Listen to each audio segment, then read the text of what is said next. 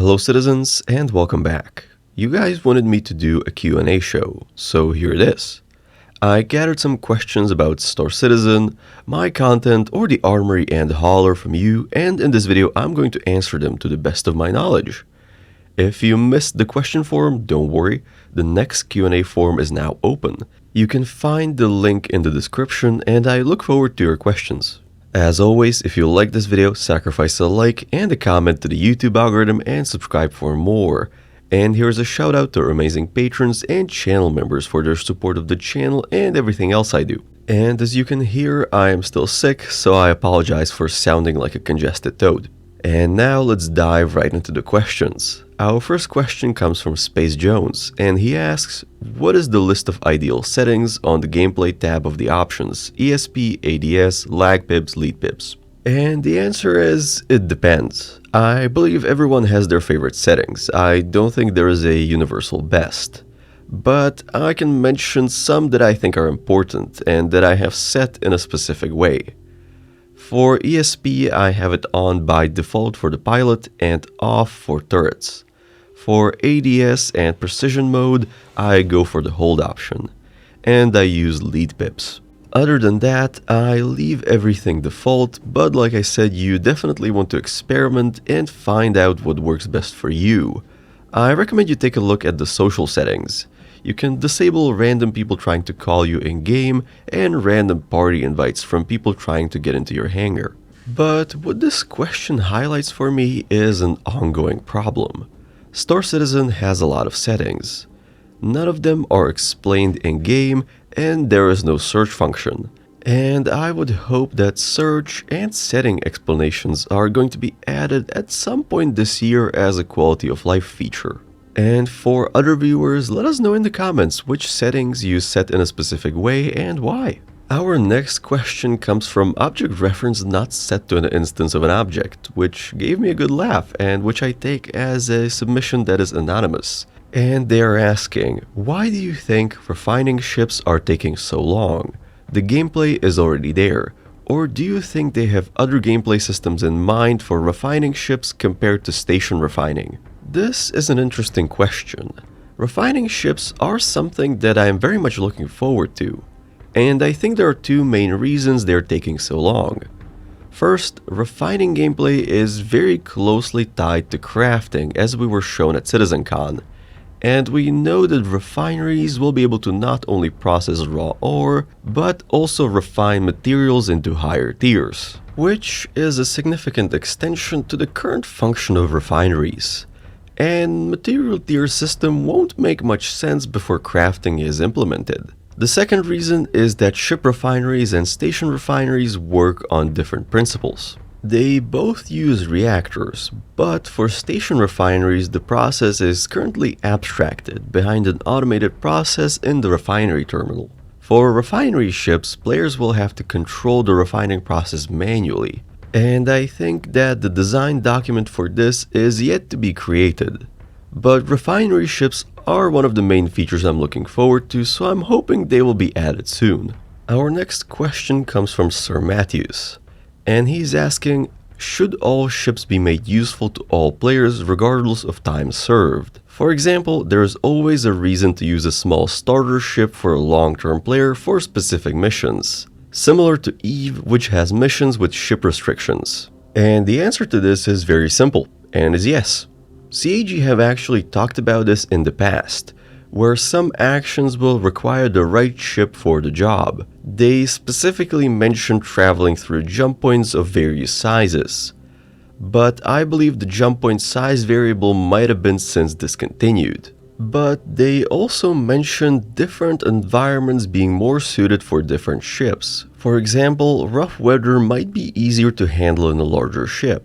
Or maybe the area you're trying to reach requires traveling through dense asteroids, so a smaller ship has a better chance of making it through. Or from a functional perspective, when attacking a well-defended ground location, you might have an easier time delivering troops covertly in a prowler rather than going in guns blazing with a Valkyrie. So yes, different jobs may require bringing a smaller or bigger ship or a ship with a different primary function. Moving on, the next question was sent in by someone who wanted me to mention their name but didn't include it. But their question is very interesting regardless. They are asking, of the ships that are playable, which ship is perfect as it is, which one would you change, and which ship should be removed from the game? I should probably think very carefully about my answers here, but I'll be honest. I think the Nomad is perfect as it is. It flies well, it fills the role as a mid-starter cargo hauler and exploration ship very well, and it looks and feels very cool. I personally don't own one, but I always love seeing them out there. A ship I would change would be the MSR.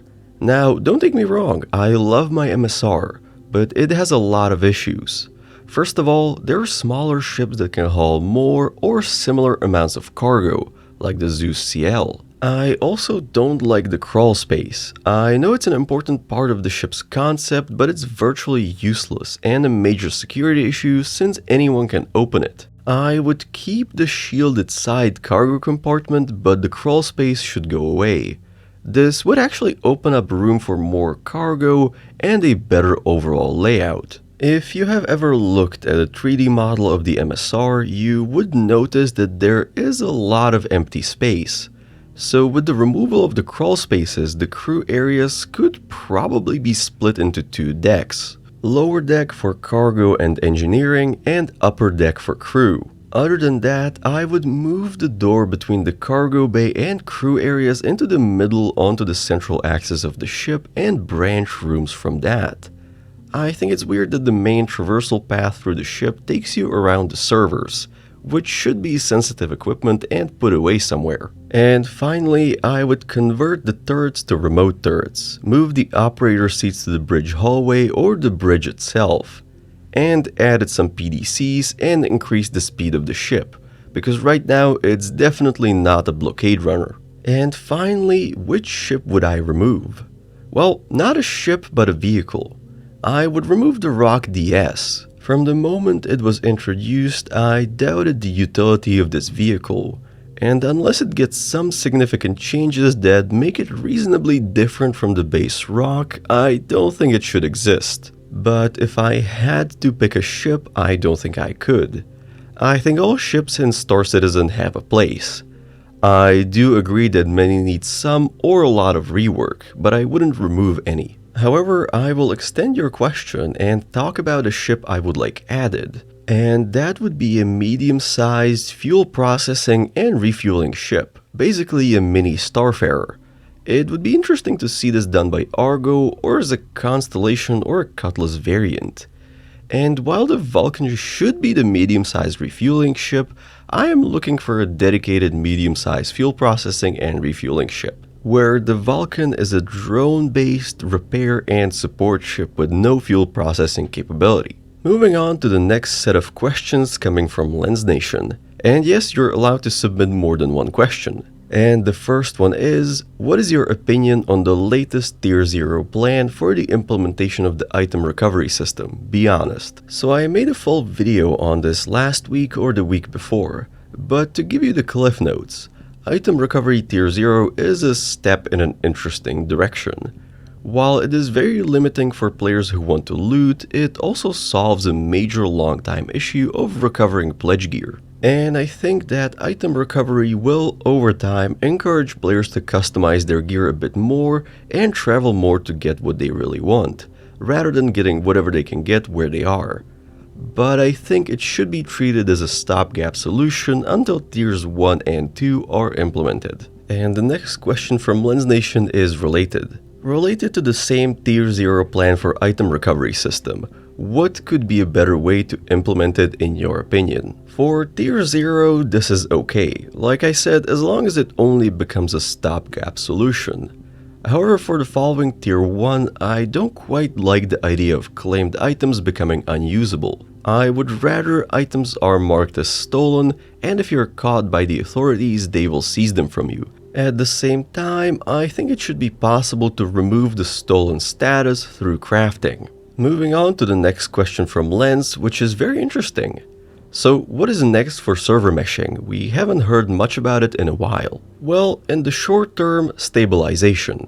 I think CIG will take most of this year to fix issues with server meshing, work on performance, and find the optimal shard setup. In the long term, dynamic server meshing is the goal, because it will be needed to support the implementation of further star systems and instance areas within existing locations.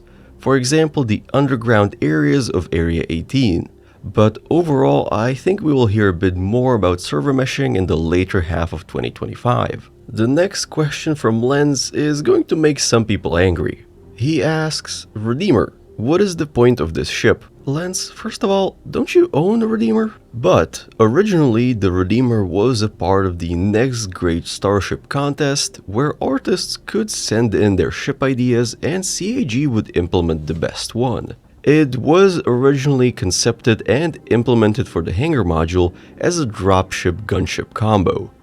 However, it had a lot of design issues, and the Vanguard Hoplite was a better fit for the dropship role for Squadron 42 and Star Citizen. So then during the rework 2 years ago, the Redeemer was reconcepted as a dedicated gunship, and I actually think it fits this role pretty well. However, it did retain extra seating meant for the crew to use in transit, but technically it can still be used as a dropship as well. But what's the point? Well, I see it as a lot of firepower in a small package, sort of a middle ground between bringing a heavy fighter and a hammerhead. I haven't used it in combat since the series of nerfs, so I can't speak to its actual performance, but I think it's a cool ship regardless. And the final question / statement from Lens.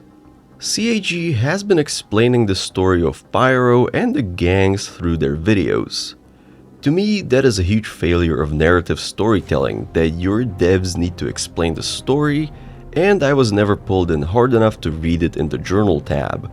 The whole setup feels like a half-cooked attempt at filler content. Thoughts? So that was an observation and a question in one, and both are very interesting. I think we're starting to see two different approaches to narrative and lore in Star Citizen. On one hand, we have the lore team creating the grand narrative and history of the universe. Now, these guys have been making lore for the game for years, and there's a lot of depth and general cohesion to how the story works out. On the other hand, we have the mission content teams. These guys know how to assemble gameplay elements into a sequence that makes sense as a mission. And judging from how they explain the event afterwards, they have a lot of narrative experience as well. I think the actual problem is with how the narrative of the event can be communicated in-game. For example, the Siege of Orison and Xenothreat events have a scripted voice announcement from Agent Dully from the CDF that introduce the player to the event and guide them through the event as the mission progresses. I feel like the Save Stanton and Fight for Pyro events were much less narrated. Also, a big part of the community had issues with completing both events, so there was less focus on the narrative. But we are already seeing some features that might help draw players into the events that are going on. More journal entries are a good way, but not everyone goes there. I particularly like the new loading screen with the news screen. It could be pretty interesting if this was interactive so we could read more. Or they could add a message saying you can read the whole article in your journal. Also, starting with 4.0, we are seeing NPCs having more and more conversations around us. So I would like to see those conversations revolve around the current events more. And I think we will see more as we see more events and missions coming in. And with that, that's all the questions for today. Thank you for everyone who submitted questions. I had a very good time making this video and I hope you guys enjoyed it. Also, don't forget that the submissions for the next Q&A are open, so go ahead and get your questions in. Thank you for watching, fly safe, and I will see you in the verse.